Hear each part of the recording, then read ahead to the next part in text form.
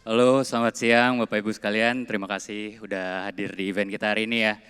So, tadi event yang barusan panel begitu insightful ya. Tadi kita ngomongin customer life cycle, full funnel, terus gimana sih caranya supaya kita punya two-way communication, kapan sih klien itu bakal beli lagi, kapan sih klien itu bakal churn. Terus tadi kita juga ngomongin seberapa pentingnya kalau kita tuh punya data, ya kan.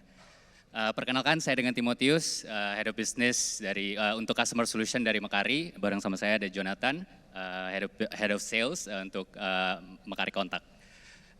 Jadi kalau kita dengar tadi ya panel tadi, sebenarnya kalau dikerucutin gitu ya, ada 3 hal ya.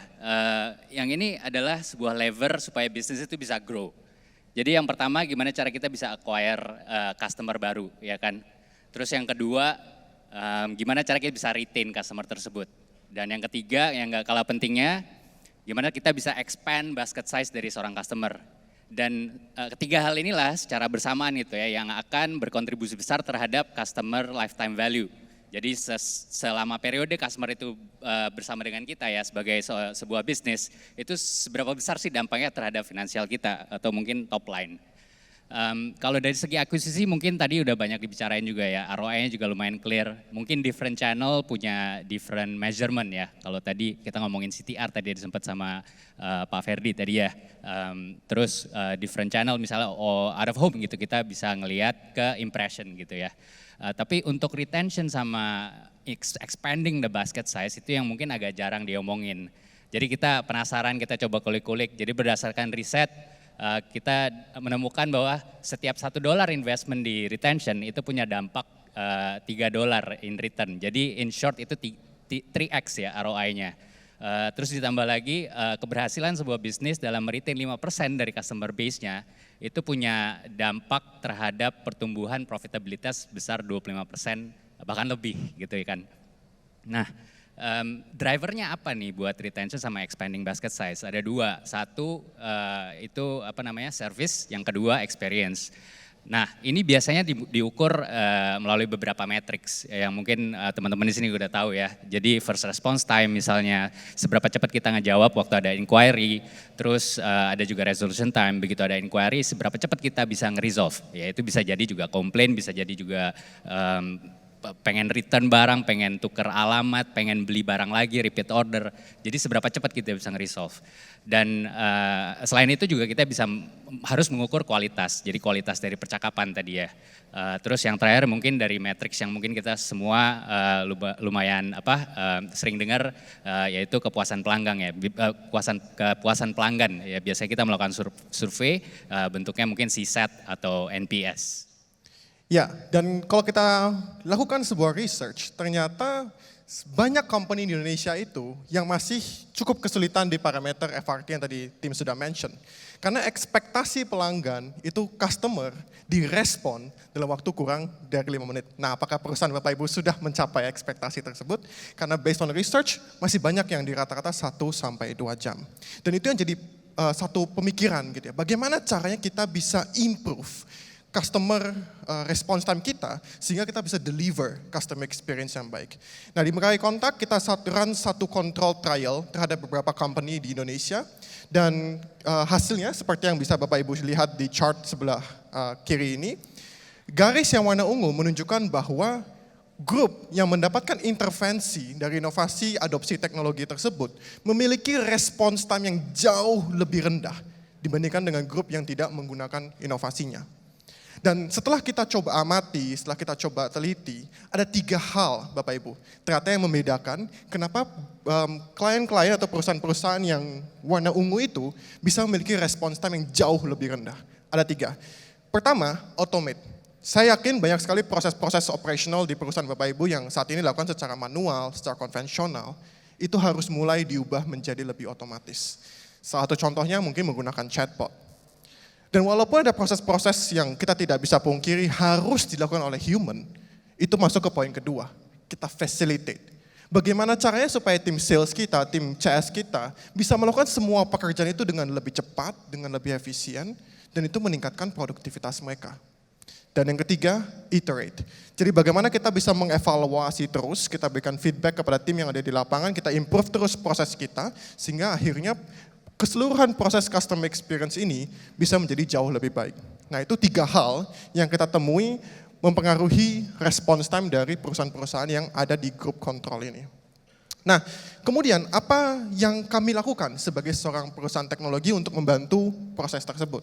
Secara keseluruhan kami paham bahwa customer experience itu tidak hanya tanggung jawab dari tim customer service. Itu juga merupakan suatu tanggung jawab dari tim yang di depan sampai dengan tim yang di belakang layar, begitu kan?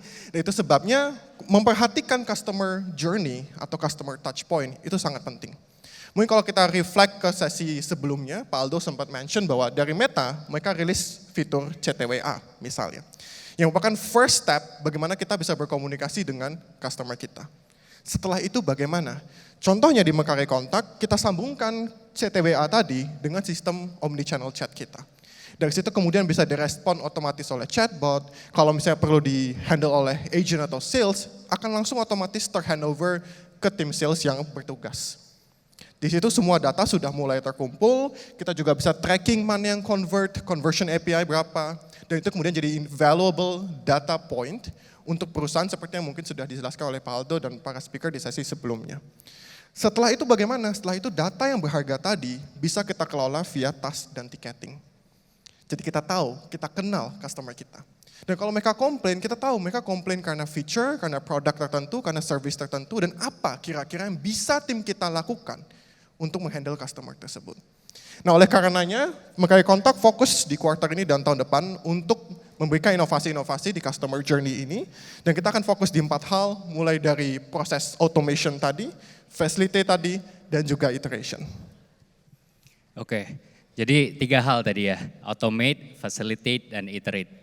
Dan kita di Mekare Kontak selalu berusaha untuk berinovasi, supaya kita bisa empower business and professional to connect and grow.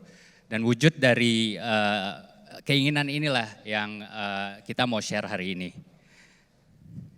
Dan tadi kita sempat singgung berapa kali mengenai chatbot. Kalau kita, gimana sih caranya kita bisa mempercepat jawaban kita atau inquiry, yaitu dengan bantuan chatbot. Sekarang, selain dengan chatbot, fungsi chatbot kita sudah diperkaya dengan AI, dan fungsi AI kita sendiri juga sudah mulai dilengkapi dengan fitur-fitur yang jauh lebih advance. Jadi kalau sebutnya kita punya bot flow, di mana kita bisa merangkai hal-hal yang pasti ya. Jadi misalnya tekan 1, tekan 2 dengan button. Sekarang kita bisa mengkombinasi bot flow tersebut dengan AI. Jadi untuk pertanyaan-pertanyaan yang lebih fluid itu bisa dijawab dengan human-like response. Dan ini kita bisa pingpongan, jadi bisa seamlessly switch between the bot flow and the AI as well. Terus dilanjutkan juga dengan enrich AI response. Jadi selain human-like, kita juga bisa include other rich sort of response features. Jadi AI-nya juga bisa dilengkapi dengan buttons. Jadi untuk keperluan-keperluan tertentu itu akan sangat berguna. Dan kita juga sadar saat kita ngobrol sama klien-klien kita, ada beberapa perusahaan yang mau jawabannya itu lebih strict gitu ya. Tapi juga ada beberapa perusahaan yang mau jawabannya itu lebih kreatif. Dan fitur inilah yang kita buka untuk klien-klien kita, pengguna Mekare Kontak, supaya bisa mereka mengatur melalui temperature. Dan mungkin kalau kita biasa ngechat ya, jarang banget kita tuh biasanya secara natural ngechat itu satu bubble. Biasanya tuh berbubble-bubble ya kan. Halo, 1 bubble, 2 apa kabar, yang ketiga saya mau nanya ini dong.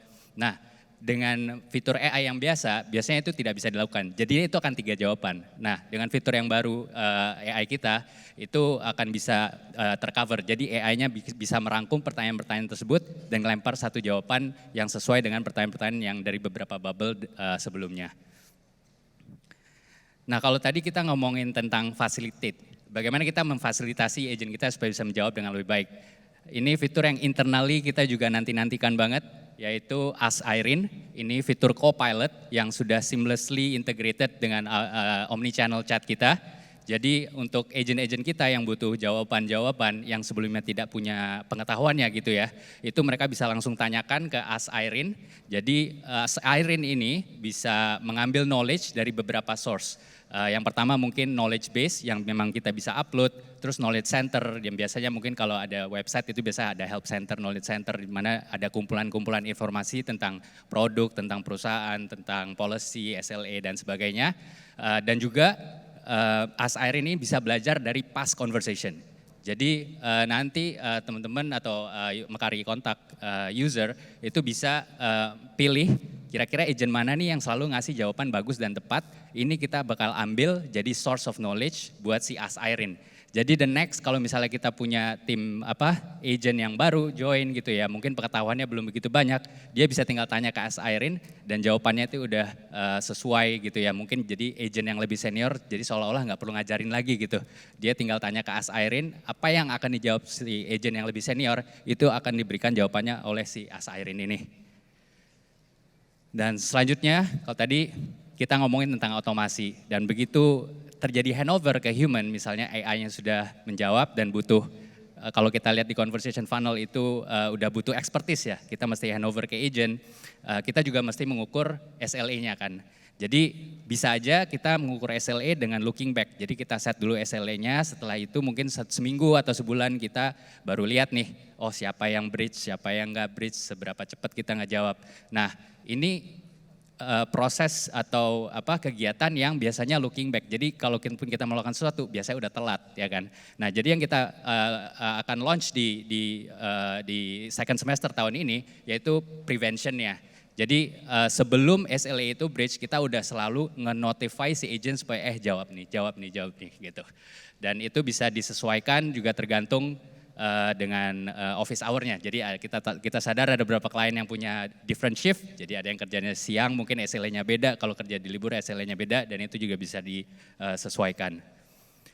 Dan selanjutnya, kalau kita jawab cepat doang tapi kualitasnya jelek kan kurang ya. Jadi percuma kita jawabnya selalu cepat, responnya cepat, resolutionnya cepat tapi nggak sopan orangnya gitu misalnya ketus gitu. Nah di tahun ini kita akan meluncurkan fitur quality assurance. Jadi quality assurance ini akan mengallow agent atau supervisor atau manager supaya bisa memonitor kualitas dari percakapannya. Dan kita bisa ngeset parameter apa yang mau kita ukur. Jadi mungkin bisa juga sopan santun, apakah jawabannya muter-muter, apakah ada greetings, ada closing, itu semua bisa dilakukan.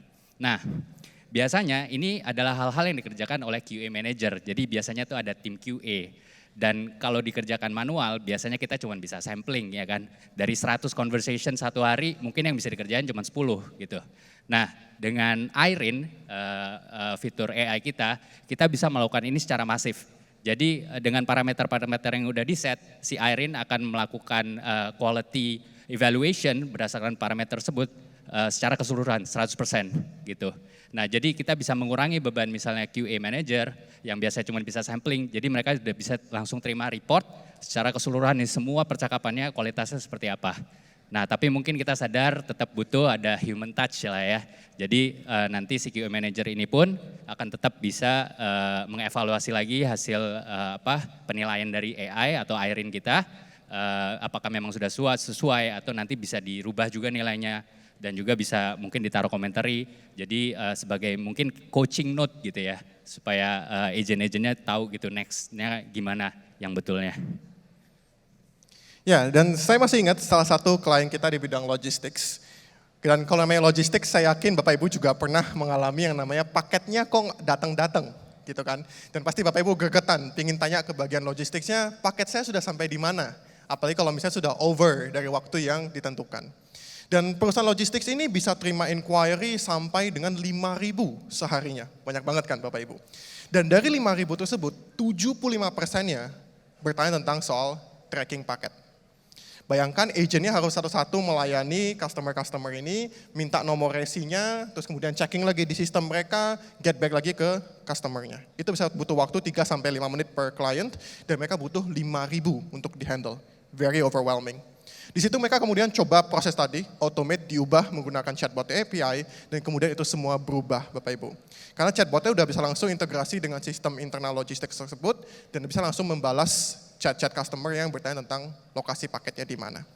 75% chat yang dulu di handle agent, sekarang di take over oleh bot. Itu proses automation yang jauh meningkatkan response time-nya. Nah, khusus untuk hari ini, kita dari Mekawi Kontak mau sedikit show bagaimana chatbot AI yang tadi mungkin sudah di-share sama Timothy juga. Jadi Bapak Ibu bisa coba scan QR code yang ada di atas. Itu udah khusus kami setting chatbot AI-nya untuk informasi related to Mekawi Conference. Jadi kalau Bapak Ibu sudah melihat, mencoba, dan kemudian interested, bagaimana ya fitur ini bisa diimplementasikan di perusahaan Bapak Ibu, bisa mengunjungi saya atau Timothy, kita lagi mobile di sini, atau kunjungi booth kami di depan sana untuk konsultasi dengan consultants kami.